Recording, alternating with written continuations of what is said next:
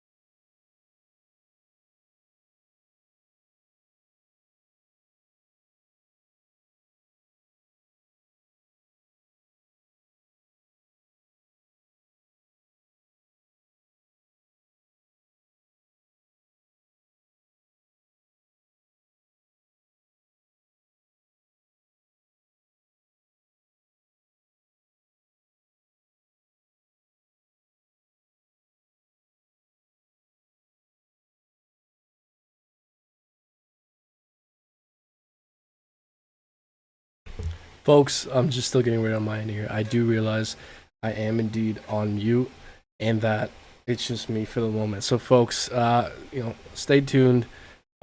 Check out the bybit link. Just while I'm getting ready, go click on our bybit link and just FOMO, just 100x leverage, just send it. Don't think about it. Just follow your emotions. That's typically the most successful strategy, is just to full blast, follow your emotions, chuck aside logic and reasoning. It gets in the way of fun. And at the end of the day, folks, we're trying to have fun here, not be profitable.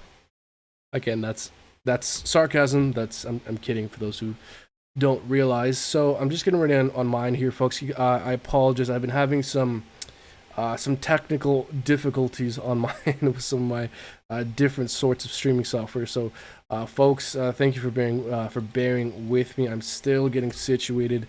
We'll be good to go momentarily, folks. Thank you all for staying tuned. This is indeed a low budget production, so you guys have to bear with us with some of our technical difficulties. We will be getting going very shortly here. So how are you guys feeling? He's taking a water break, chill. Actually, in fact, folks, you know what? I want to give you guys a little bit of a PSA here because, folks, there's something very, very serious that we discussed. And look, folks, this episode is going to be absolutely jam-packed.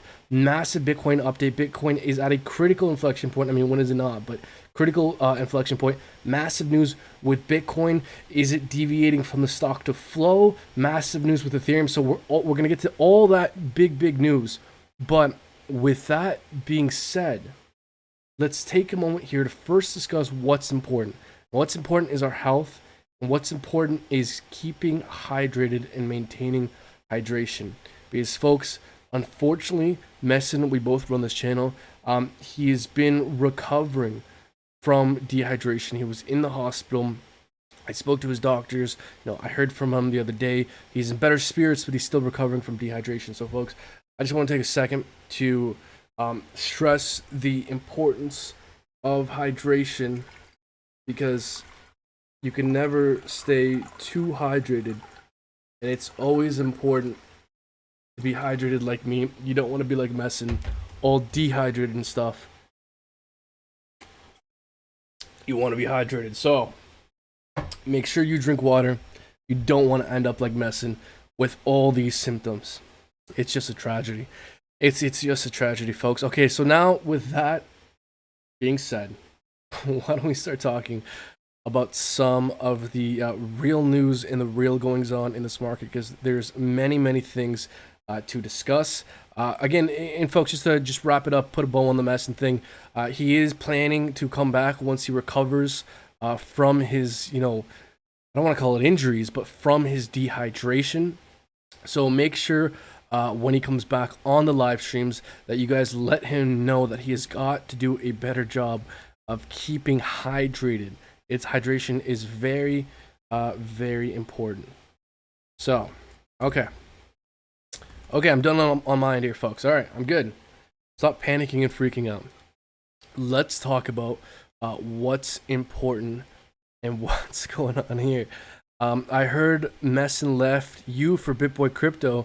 Can we squash this rumor, please? Well, Boof on the beat, you're asking the right kinds of questions here. I mean, no, I think Messin's just way too dehydrated to make any kinds of like major decisions like that. I mean, one of the side effects of dehydration is kind of hallucination, and in a lot of kind of thoughts of grandeur. So who knows what he's thinking in this kind of this disassociated state when he's so dehydrated. But don't worry, folks, I've been sending him water. I've been keeping tabs on him. I've been making sure he's staying hydrated for sure. So hopefully he'll get on a better track soon here in the near future. But in the meanwhile, let's talk about Bitcoin, because Bitcoin is forever concerning in this range. This last couple of weeks and months have been forever concerning, but we're seeing so many interesting stuff pop up, folks. So much bearish stuff, so much bullish stuff. I love this market. There's so much interesting stuff going on. I love analyzing the market because Bitcoin is always keeping us on our toes, and we're always learning. Bitcoin is always teaching us lessons. So right now, Bitcoin is rather precarious because we're forming a wedge pattern here. Broke out bullishly, but it was a false breakout.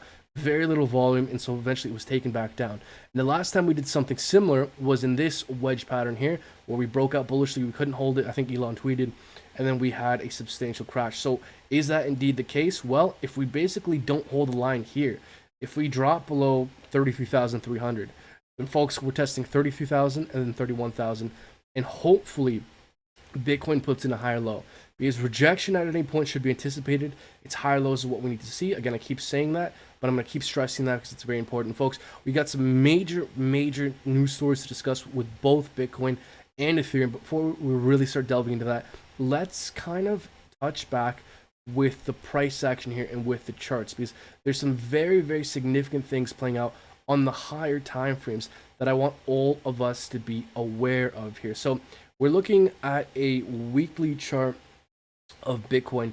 This is the weekly MACD, and we're beginning to notice that the histogram is ticking up. In the last times this happened, when we were in the negative and momentum shifted, it correlated with local bottoms. Go to the weekly, folks. Go to TradingView. Go to the weekly on Bitcoin. Last time we ticked up like this, it was a massive momentum shift, which is very good to see. Ultimately, I think, folks, one of the main things we got to look out for timing, once Bitcoin is ready to finally break out, is a bullish breakout above this resistance trend line on the daily RSI, because we've been respecting that trend line as resistance all throughout the tail end of our parabolic growth. So as soon as we see bullish divergence from resistance we've respected all throughout basically this bull cycle, I think that will be a thing that truly helps us time when Bitcoin is ready to truly take off. And I think it's going to be sooner rather than later. And just to go back to the weekly real quick, folks, not to mention that the stochastic RSI here, all the way in the bottom, oversold. And if we zoom in, we've had a bullish crossover on the stochastic RSI. The stochastic RSI, for those who don't know, is great for calling shifts in momentum. Not the extent of the shift, but just that a shift in momentum is occurring. And it's had a bullish crossover in the oversold region on the weekly chart. This is extremely significant. Not to mention that we have the weighted MACD acting as a leading indicator for the regular MACD, having had a bullish crossover in the extreme oversold region. Folks, there's reasons to think that this looks like a bottom. And as long as we hold 30, as long as we hold 29, this would have indeed been the bottom. But we're not out of the woodworks yet.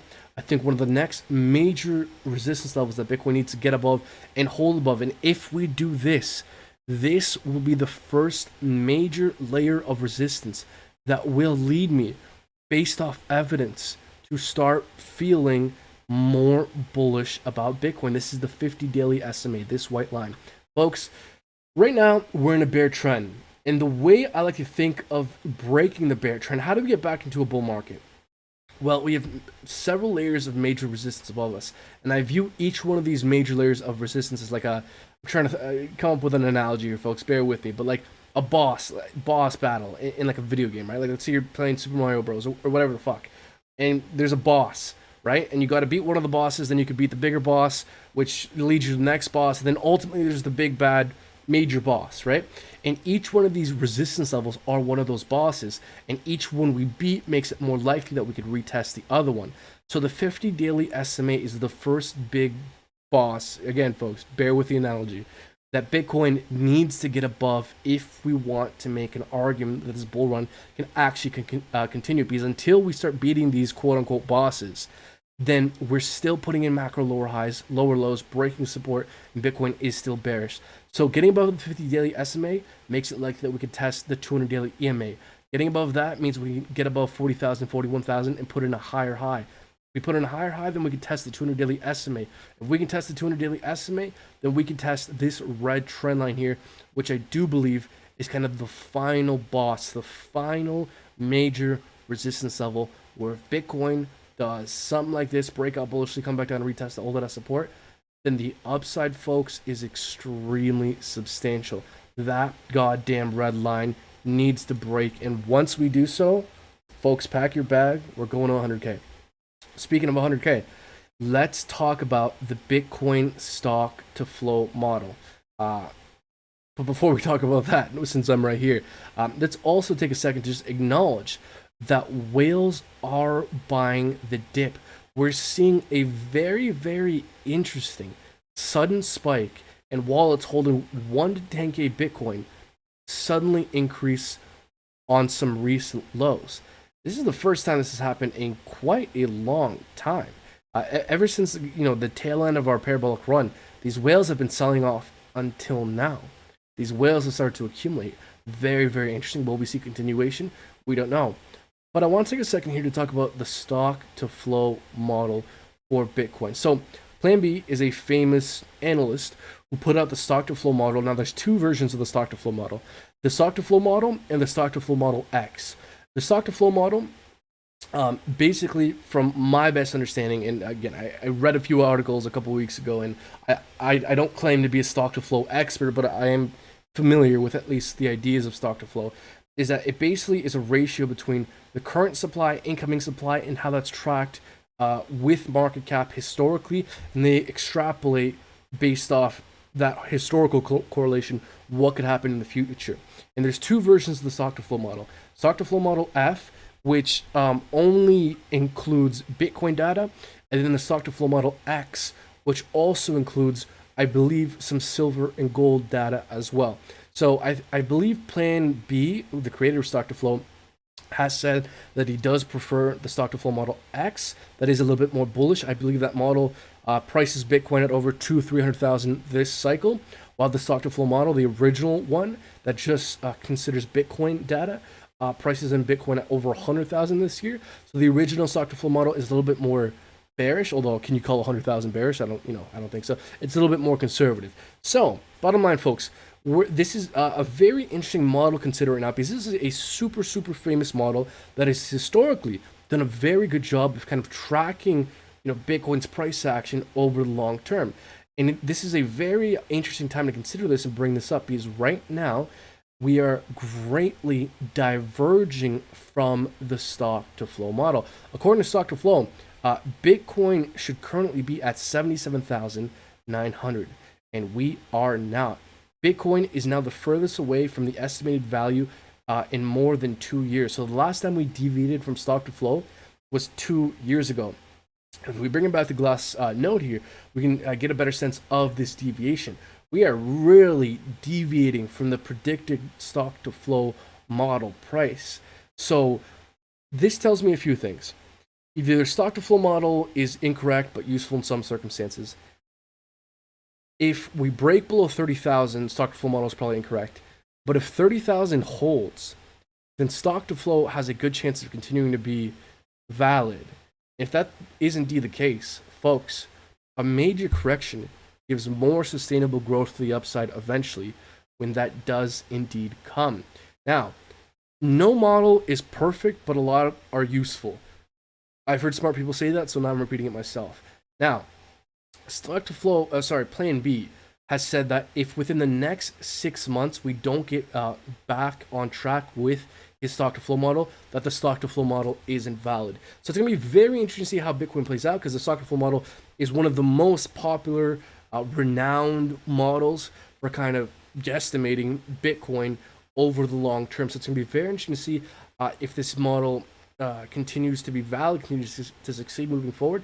Now, to give this model some of its due, this model didn't, it literally just, it tracks, again, folks, I'm not a stock to flow model expert. I read a couple articles a couple weeks ago, really delving into it. So I don't remember everything exactly correctly, but to the best of my memory, stock to flow models tracks the current supply plus incoming supply and how that's historically correlated with market cap, and then extrapolates based off that historical correlation what happens in the future. So that's that. Folks, join our Patreon. You get the link for that's in the description below. I've posted many articles describing the stock to flow model and really delving deep into that. So if you want access to super helpful resources all about crypto, become a VIP Discord member. Link for that is down in the description below through our Patreon. So go check that out if you want kind of a more in-depth reading on the stock to flow. But that's my best understanding for a moment. So it's going to be very, very interesting to see if this does indeed play out. And according to stock to flow, Plan B, there's 6 months, he thinks, before, if Bitcoin doesn't get back on track, that this model is invalid. So very interesting to see. I hope this model is indeed valid, because all our wallets will be very happy if it is, but we'll see how things play out.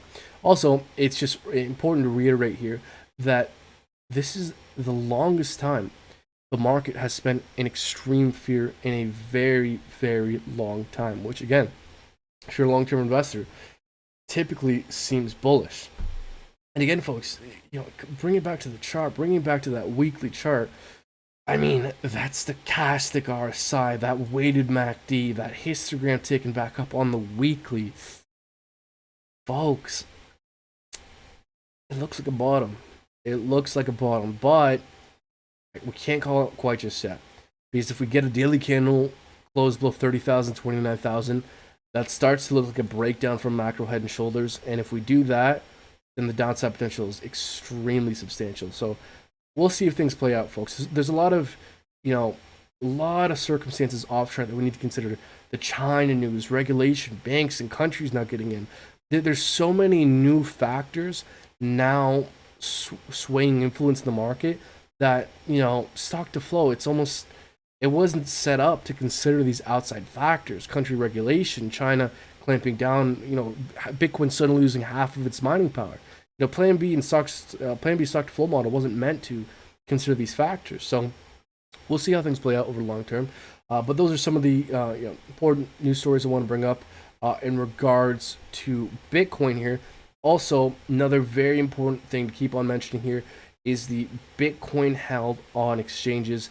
Again, it's currently kind of flat, going sideways, not doing anything dramatic. If we see a sudden drop of Bitcoin held on exchanges, we could interpret that as a bullish signal, because the less supply on exchanges, the less potential selling pressure. And if demand either stays the same or increases, and then supply is decreasing, you don't have to be economist to figure out that when supply goes down and demand goes up, price goes up. So We'll see if there's ever a dramatic move. We will definitely be letting you guys know.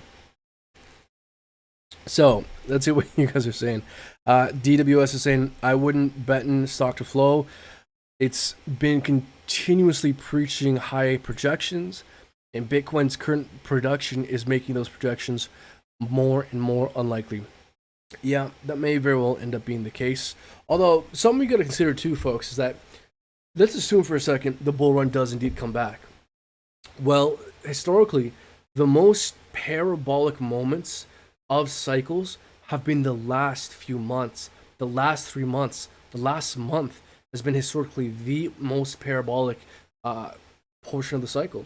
So, let's assume, bull run comes back, say near the end of this year, maybe September, maybe December, right? Well, whatever the last month or last 2 or 3 months happen to be of the bull run, if it comes back, are likely to be the most parabolic. So if we can just get above 41, put in a higher high, go sideways for a month or two, I mean, come near the end of the year, we could really start to rip up. But we'll see, folks. We'll see. Now, there's a lot of new factors always being introduced to this market, factors that previously didn't sway their influence in previous cycles. So we constantly got to be open-minded, and I also want to try my best to not stay dogmatic in my views and what I consider when analyzing the state of this market. I don't want to get dogmatic and stuck in my cycle theory or this indicator or stock to flow. I don't want to be married to anything, because this space is constantly evolving, and so we always got to be open-minded to new evidence and new arguments as to what indeed is driving this market.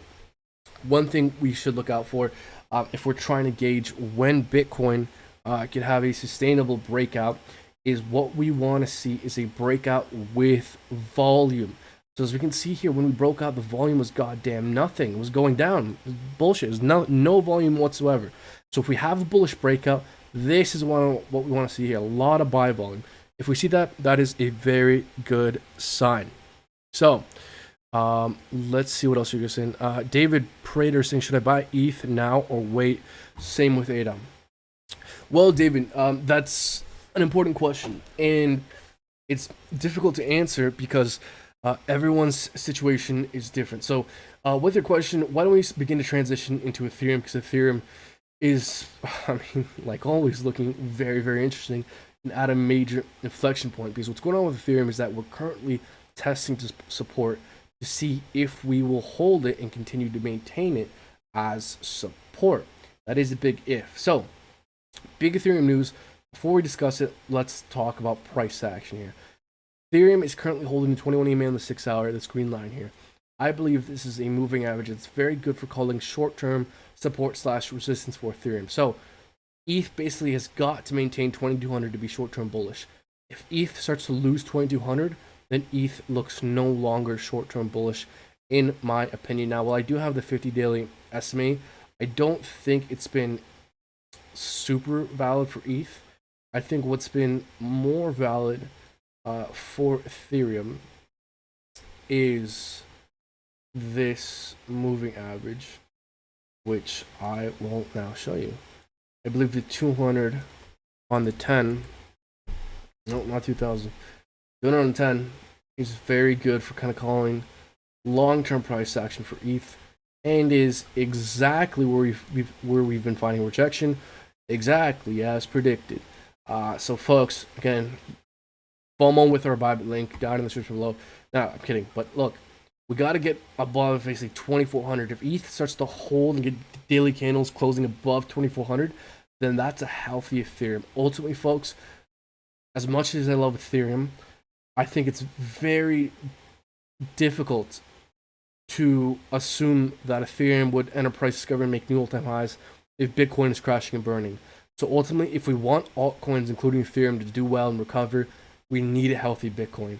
So technically speaking, until Bitcoin starts to break above major resistance and break the bearish price structure, we are still currently bearish.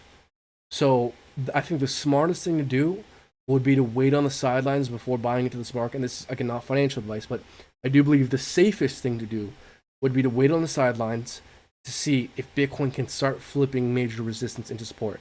Can we get above the 200 daily, can we get above the 50 daily SMA, this white line?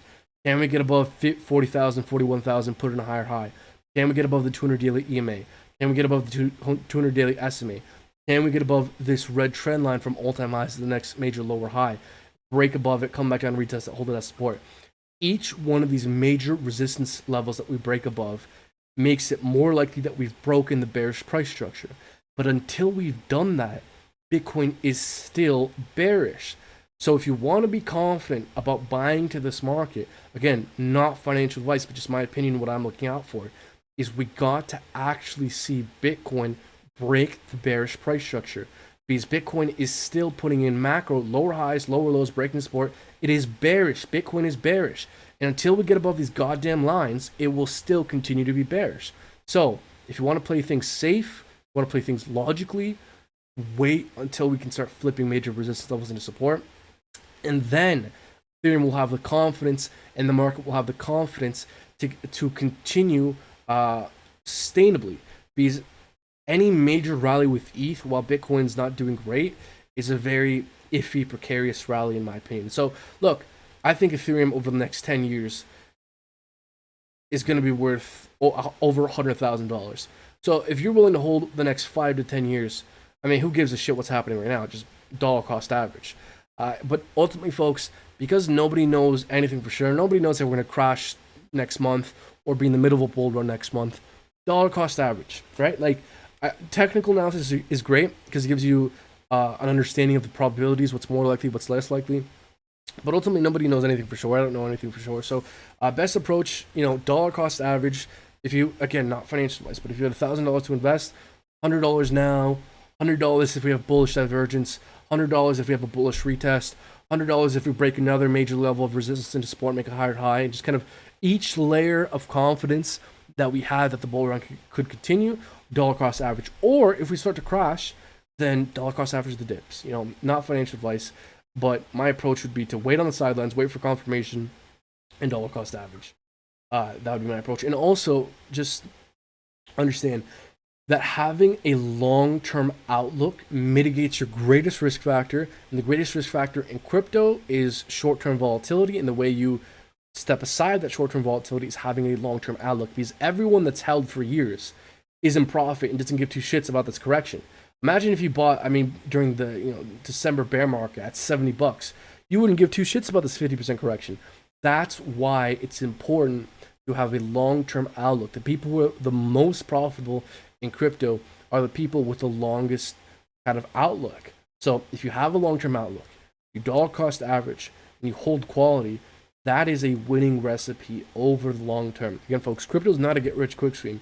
It's a get-rich in 5-10 years scheme, which is the way to do it.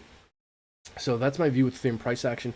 Now, let's also take a second before we get to some very, very big news. And also, folks, like and subscribe. You gotta smash that like button. There's 45 people watching now. Unacceptable that we have 16 likes. Messin is suffering from dehydration. He was in France. He was doing some altcoin research for you guys, and he was suffering from dehydration. And I'm constantly telling him the benefits of staying hydrated, and he's just doesn't listen. You can lead a horse to water, but you can't make it drink, right? So, folks, stay hydrated and like and subscribe and use our bybit link. Now, before we get to some very, very big news with Ethereum, let's talk about the Ethereum Bitcoin pairing, because I see some very interesting goings on, which is bears trying to take over, breaking below support, and the bulls said, we ain't doing that. Bulls came back in town, bought everything back up, and now Ethereum on the Bitcoin pairing is looking muy bueno. We're putting in higher highs, we're putting in higher lows, breaking resistance. I think we have a good chance of testing this resistance trend line here. From this peak to this lower high, just extend that trend line. If we break out, come back down and retest it, hold it as support, then folks, at that point, ETH has a very, very good chance of breaking above 2,400. And if ETH is above 2,400, then we could test 2,900, 3,000. And if ETH gets above 2,900, 3,000, then ETH can test all-time highs. And if we're testing all-time highs, you best believe we're in a price discovery, folks. Like and subscribe. So let's start talking about some major news with Ethereum. First off, let's reiterate and kind of get a sense of what's going on with Ethereum. I previously let you guys know that there's been a massive drop in Ethereum held on exchanges. So that is very, very good to see. Also, we want to see a continuation of that because, again, less supply, demand steady or increasing, price goes up. All right, folks, let's talk about this big news, which is during with the title, I said, when does ETH beat Bitcoin? Well, that is a bit much of a title, but I do believe there is some rationale behind it because come August 4th, now this is the first time we've gotten a date, the London hard fork EIP 1559 is set to go through. So very good to see. They're saying hoping for August 4th. Myself, it could be pushed out a week or two from that date, depending on various factors. So this is kind of a tentative date, but sometime in August, EIP 1559 coming. The London hard fork were multiple EIPs. For those who don't know, EIP standing for Ethereum Improvement Proposal, are being proposed and will hopefully be implemented. And this will make Ethereum deflationary. So hopefully come August 4th, sometime in August, Ethereum will finally become deflationary. There will be a deflationary mechanism introduced where the amount of Bitcoin, the amount of supply of Ethereum will slowly decrease. They'll take a certain amount of ETH per transaction and burn it. So it will soon become harder money than Bitcoin. And if Ethereum has more utility than Bitcoin, which it does, and if Ethereum has lower market cap than Bitcoin, if Ethereum will soon become harder money than Bitcoin, well, folks, why the hell would you own a Bitcoin? Now, again, I know there's some arguments to holding Bitcoin, and I'm open-minded to those arguments. I just think Ethereum is so obviously a much better choice that I like to poke fun at the Bitcoin bulls. Look, I own no Bitcoin. I think it's rather silly. But with that being said, again, I like Bitcoin philosophically. There's things to like about Bitcoin, but I think Ethereum is just so obviously a much better option than Bitcoin in so many ways. Its utility, it's going to become harder money, it's lower market cap, thus higher ROI. I mean, there's endless reasons to prefer Ethereum over Bitcoin. And now, again, folks, come August, we will have one of the biggest improvements in Ethereum's history quickly approaching. So, very much looking forward to that. Let's see what you guys are saying. So, Chris is saying, Brandon, how good are you at tickling the keys of that baby grand piano behind you? Well, Chris, I am indeed highly talented, as I am highly humble in many things. People often tell me about the power behind my musical capabilities, the power behind my hydration, and the power behind my mustache. And again, this isn't me saying this. I would never say something like this, but I'm just kind of reiterating I'm pretty sure I've heard Messin say similar things. I mean, thankfully he's not here to he can confirm that for himself. But behind the scenes, these are the kinds of things I hear. So I mean, I can't it's really up to people to decide the level of my talent. Like it's obvious my talent with this piano in the background, but really that's not a question I can ask. Ultimately, it's up for people. So decide. So that's definitely what's going on with that. Also, folks, I really like being obnoxious because it does bug Messin. So hopefully he sees this live stream and gets a kick out of it. So that's what's going on with ETH. What else are you guys saying? Has vechain been blackballed? Oh no. Well, hopefully vechain can get a little bit of whack-off accumulation and distribution, and it won't be blackballed. But yeah, vechain's bearish, folks. We're right up against resistance getting rejected. You guys might not be able to see this. Let me see if I can highlight this maybe a little bit better so you guys can actually see what's going on. Give me a second. Don't panic. If you're going to panic, use our bybit link. All right, there's so many lines here. I feel sorry for you guys. Now, if you could distinguish between all these lines for maybe a second here. This particular line, red line here, is the 20 daily exponential moving average, which has been holding as resistance all throughout our downtrend. Again, here, resistance. Again, folks, I'm not making it easy on you. I know. Don't panic, sell. Don't panic. Over here, resistance. Basically, just know that this thing has been acting as resistance all throughout our downtrend, and it's continuing to act as resistance. So, How do we know when a downtrend will end? Well, we got to get above one of the moving averages that we respected all throughout the downtrend. That's 20 EMA on the daily. So until vechain starts to hold above 9, let me see here. Yeah, 9 cents. vechain has got to get daily candles closing above 9 cents, but then the 200 daily EMA is right there too. So I think vechain pretty much needs to do a higher high and get above 9.5 cents. Once we have daily candles closing above 9.5 cents, at that point, vechain starts to look more bullish. Until then, vechain looks bearish. That's what's going on with vechain. Are you a believer in Phantom Network? I'm not very familiar, to be honest. I'm not crazy familiar, so I can't speak too much with that. Although what I do want to speak to is what's going on with DeFi here.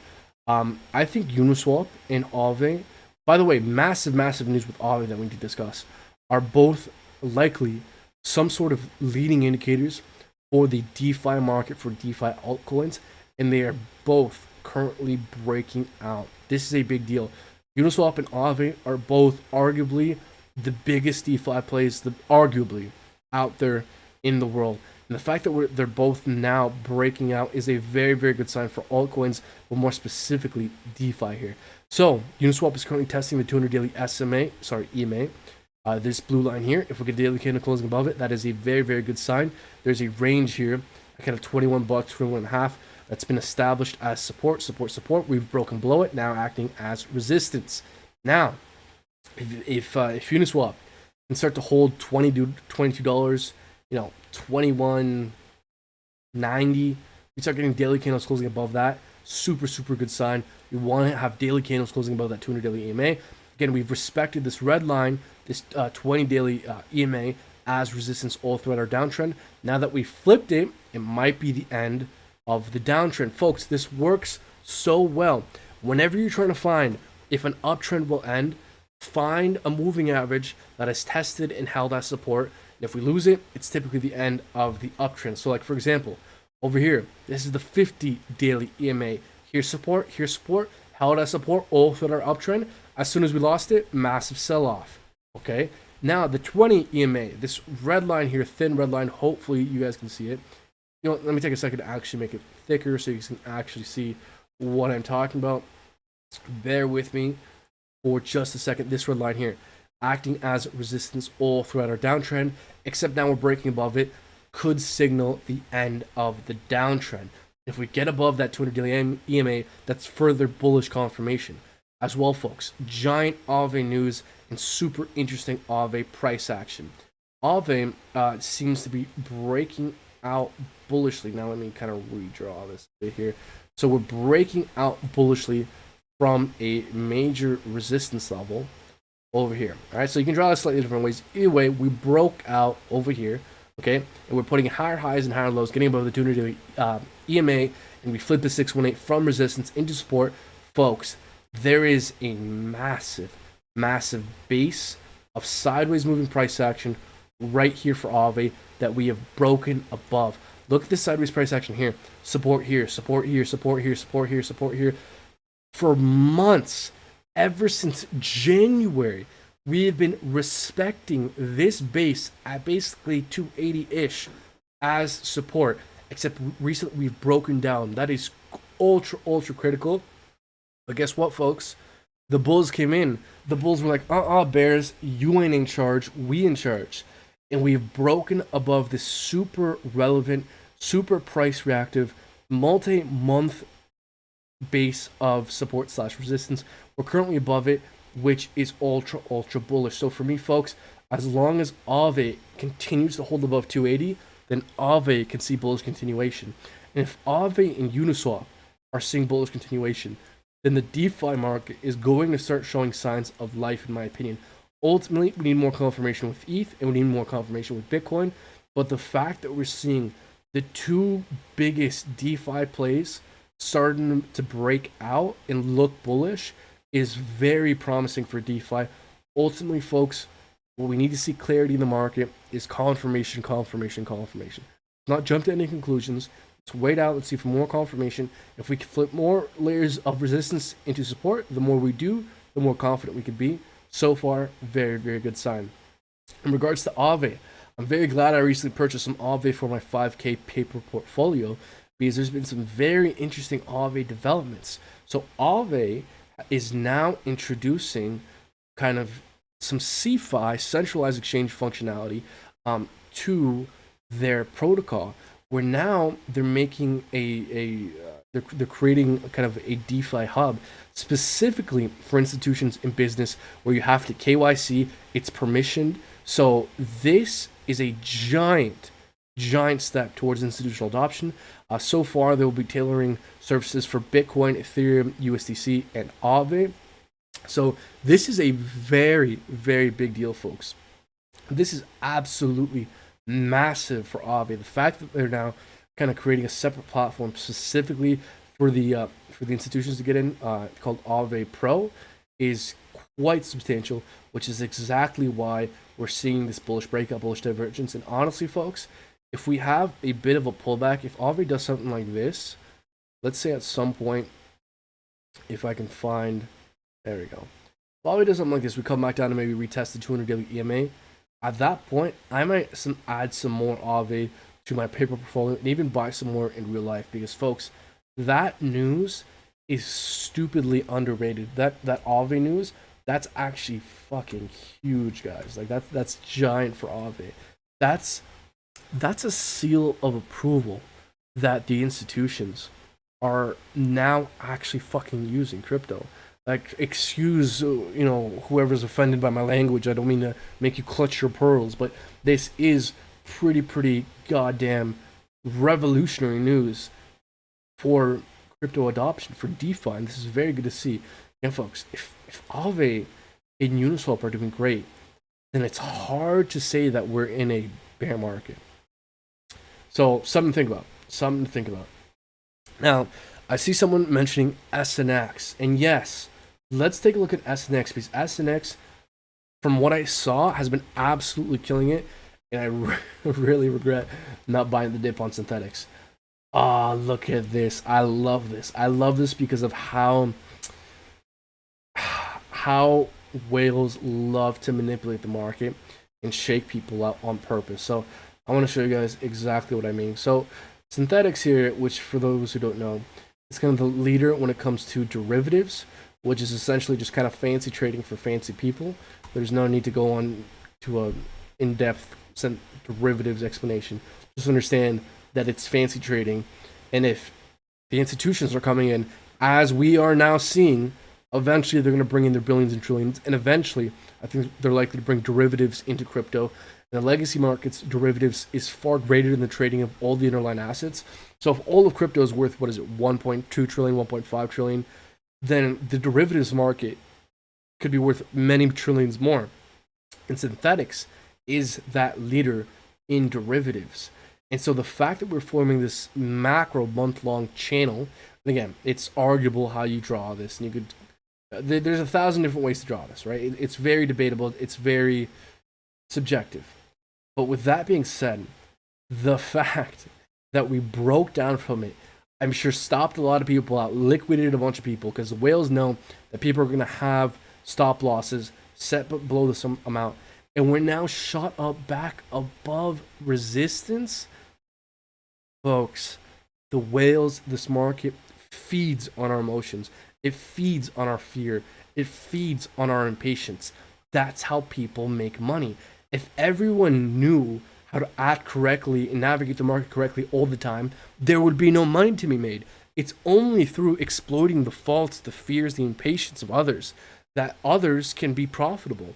And so it's just so funny how I see, price action tells a story, and I see a story of a bunch of whales getting together, driving us below support, shaking and stopping a lot of people out, liquidating a lot of people, and then immediately driving the price action right back up above resistance, might I add. So look, folks, I feel kind of stupid not tracking synthetics more often, not telling you guys more about it, and not buying the dip myself. So I honestly want to apologize, because I've been a synthetics bull for months and months.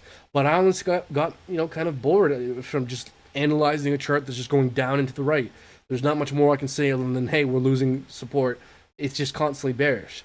And so I stopped kind of tracking synthetics, and now I highly regret it, because when you are done with something, when you don't want to touch it, when you don't want to look at it, that is when you should most be looking at it. When nobody wants to touch it, when there's blood in the streets, horses are startled, that is the best time to be looking to get into high quality projects. And Synthetics is definitely a high quality project. And George, thank you so much for the comment, because you're so right to point out that not only are we breaking out, but look at that goddamn buy volume. That's gorgeous. I love it.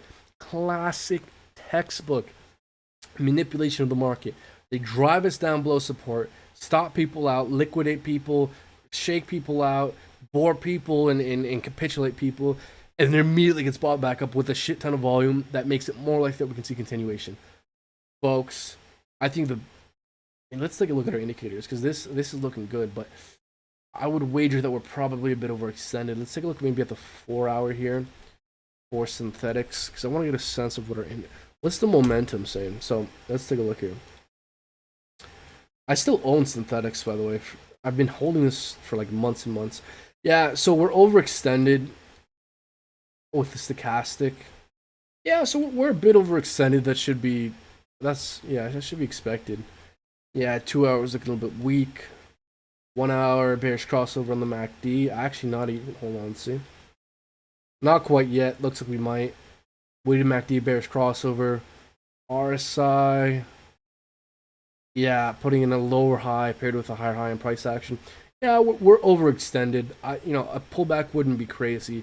But with that being said, I mean, daily is bullish except stochastic. The daily is bullish. In the weekly, oh my god, holy shit.